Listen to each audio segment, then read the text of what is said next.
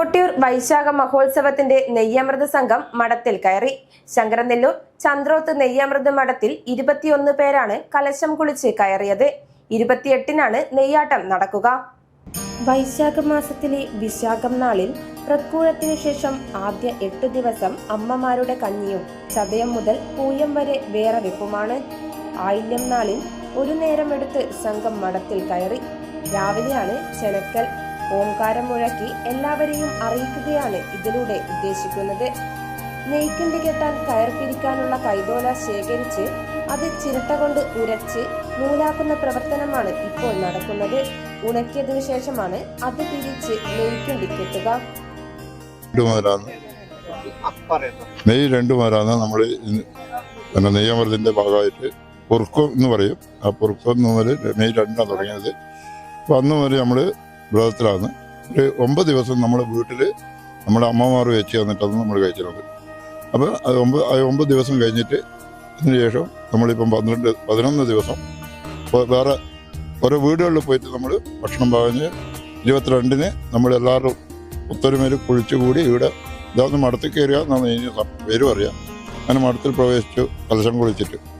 നായർ തറവാട്ടിലെ കുറുപ്പ് നമ്പ്യാർ പാരമ്പര്യ അവകാശം ലഭിച്ചവർക്കാണ് നെയ്യമൃത സംഘത്തോടൊപ്പം വ്രതമെടുക്കാൻ കഴിയുക എന്ന് CR സത്യേഷ് പറഞ്ഞു.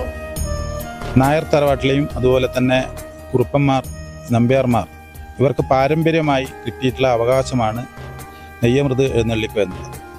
വൈശാഖ മാസത്തിലെ വിശാഖ നക്ഷത്രം മുതലാണ് നമ്മുടെ വ്രതം ആരംഭിക്കുന്നത്.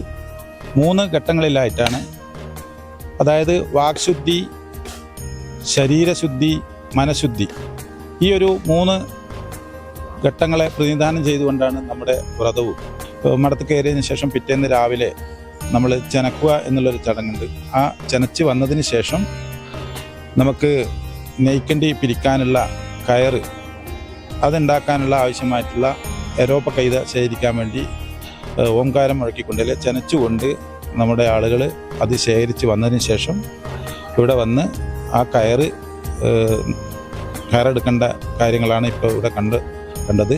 ആ കയറൊക്കെ പിരിച്ചതിന് ശേഷം ആ കയറ് കൊണ്ടാണ് നമ്മൾ 25-ാം തീയതി ഇവിടുന്ന് നെയ്ക്കണ്ടി കെട്ടുന്നത്.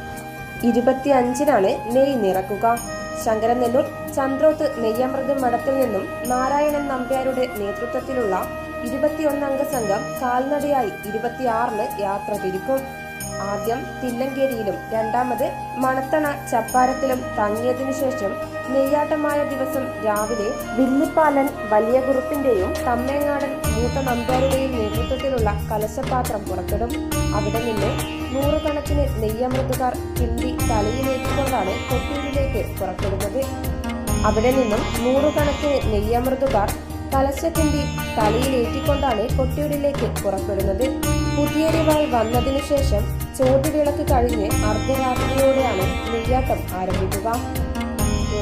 കൂത്തുപറമ്പ്.